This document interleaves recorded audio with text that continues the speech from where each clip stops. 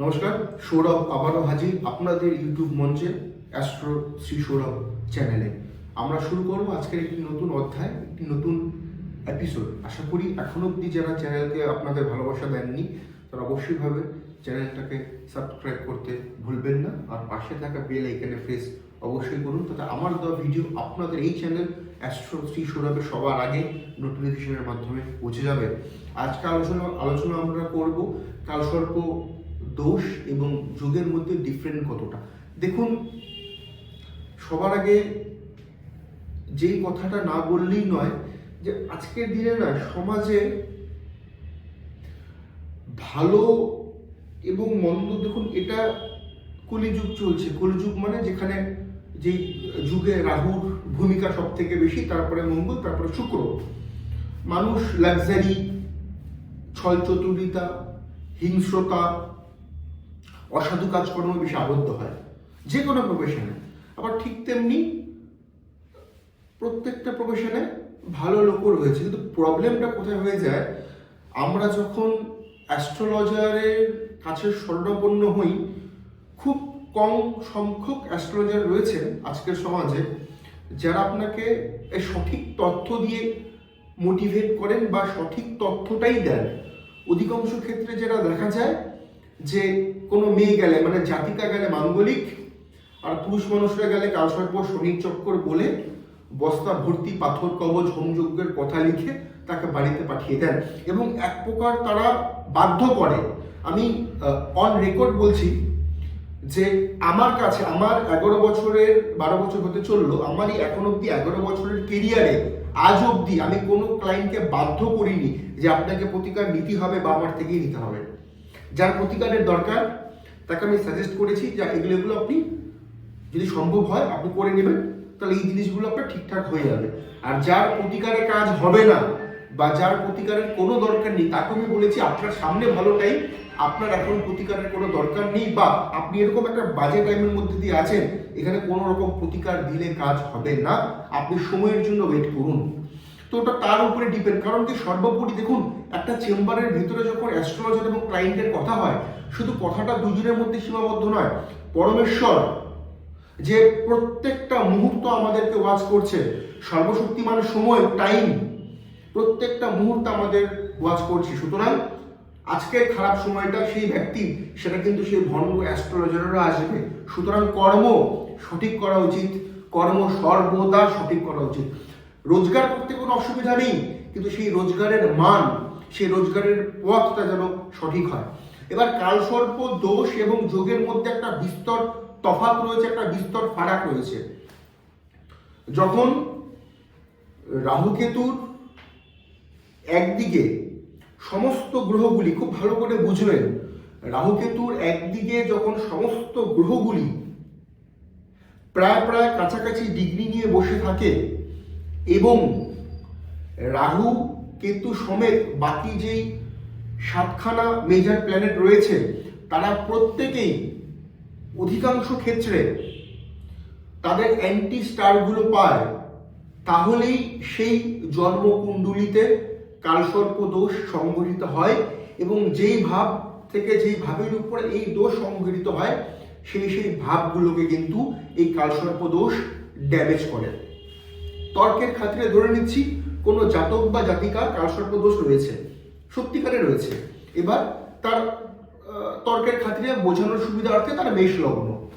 এবার মেষ লগ্নে ধরে নিচ্ছি রাহু বসে রয়েছে মেষের ঘরে, কেতু বসে রয়েছে স্বাভাবিকভাবে সমসপ্তম মানে তুলার ঘরে, এবং মেষ থেকে বাদ দিয়ে বৃষ থেকে কন্যা রাশি অবধি তার বাকি যে 7খানা গ্রহ রয়েছে সেই 7খানা গ্রহ বসে গেছে এবং প্রত্যেকেই তাদের অ্যান্টি স্টারগুলো পেয়েছে। রাহু পেয়েছে ধরুন মঙ্গলের নক্ষত্র, শনি পেয়েছে তার অ্যান্টি নক্ষত্র, রবি অ্যান্টি, প্রত্যেকে অ্যান্টি নক্ষত্র পেয়েছে। তাহলে তার লগ্ন এবং সপ্তমের মধ্যে যতগুলো ভাব পড়েছে, তার কেরিয়ার, তার বিয়ে, তার হেলথ, তার এডুকেশন, ওই সেক্টরগুলো কিন্তু ক্ষতিগ্রস্ত হবে। এবার এটা হচ্ছে কালসর্প দোষ হওয়ার টার্মস। এবার দোষগুলো হবে না কখন সেটা আমাদেরকে বুঝতে হবে।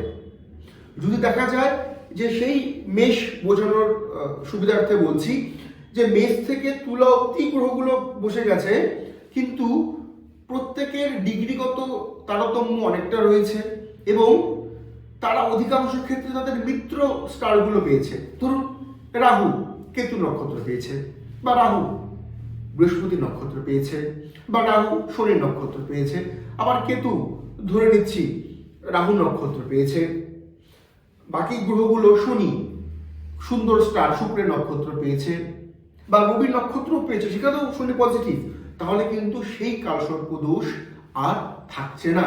এবং ভাগ্যপতি সেই জন্মকুণ্ডলীর যদি মেষ থেকে আমরা ক্যালকুলেশন করি, সপ্তম হচ্ছে কি, সপ্তম হচ্ছে তুলা, অষ্টম হচ্ছে কি মঙ্গল, নবম মানে কে সেই ধনু মানে বৃহস্পতি। সেই ভাগ্যপতি যদি অত্যন্ত বলবান থাকে মানে বৃহস্পতি, সেই লগ্নের অ্যাসপেক্ট এটা বুঝতে হবে। যদি বৃষ লগ্ন হয় তাহলে আবার ভাগ্যপতি চেঞ্জ হচ্ছে, কিন্তু যদি মেষ লগ্ন হয়ে থাকে তাহলে সেই মেষ লগ্নের ভাগ্যপতি হয়ে যাচ্ছে আমাদের ধনু, মানে যথাক্রমে মালিক জুপিটার মানে বৃহস্পতি। এবং বৃহস্পতি যদি খুব স্ট্রং অবস্থাতে থাকে তাহলে কিন্তু কালসর্প দোষ জন্মকালীন সময়ই নেগেটিভ ওয়ে থেকে প্রশমিত হয়ে যায়, মানে সেই ছেলেটা বা মেয়েটার কালসর্প দোষ হলো না। শুধু রাহু কেতুর একদিকে সমস্ত গ্রহগুলোই কিন্তু কালসর্পের জন্য দায়ী হয় বা কালসর্প দোষ হয় না। এবার যারা সাধারণ মানুষ, যারা জ্যোতিষ বোঝে না, জানে না বা অল্প জানে, সোশ্যাল মিডিয়া দেখে টুকটাক জ্ঞান হয়েছে, তারা তো বুঝতে পারবে না।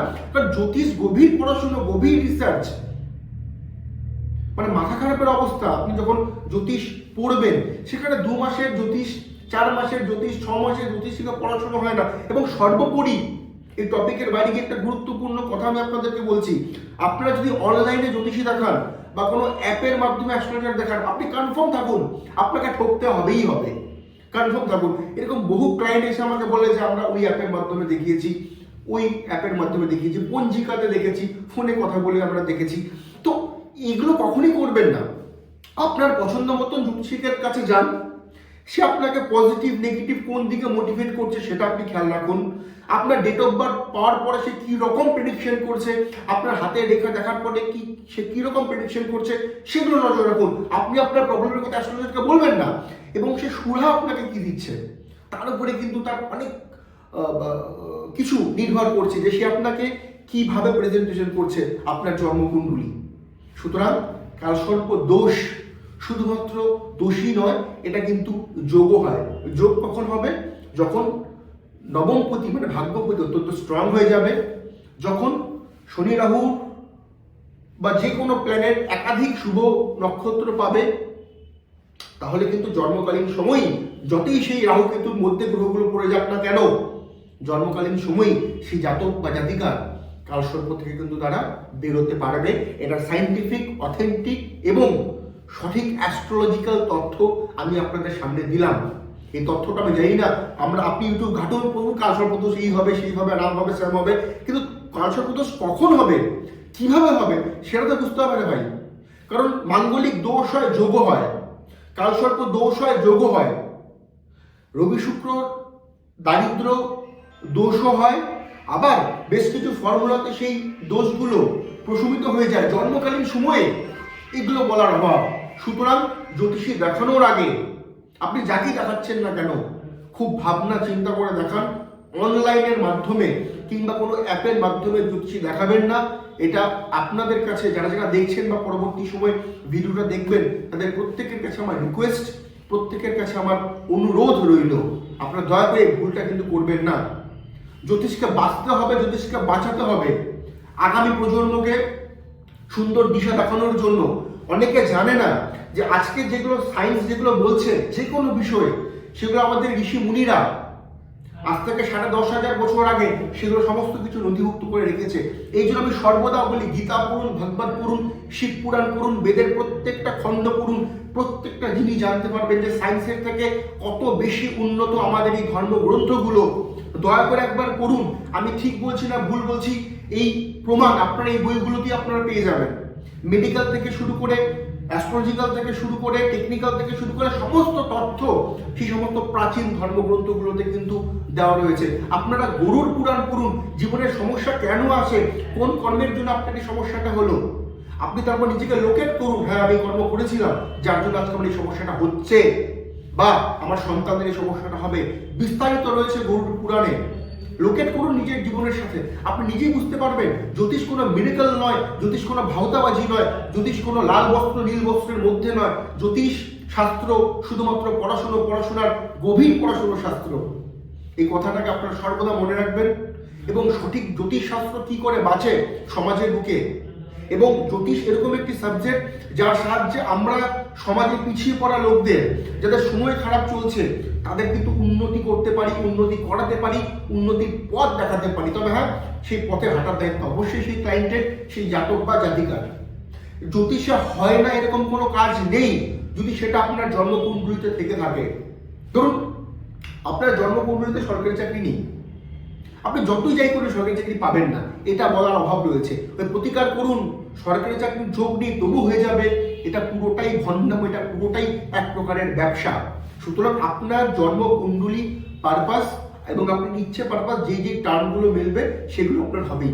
যদি খারাপ দশা অন্তর্দশা চলে, তার প্রতিকার প্রতিবিধান করে আপনি সেই খারাপ সময়টাকে ব্যালেন্স করতে পারেন, তাতে আপনার সেই ইচ্ছেটা এবং সেই কুণ্ডলিতে থাকা যোগটা সেটা আপনাকে বেনিফিট দেবে।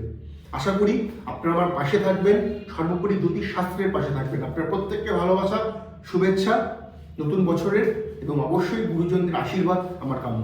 নমস্কার।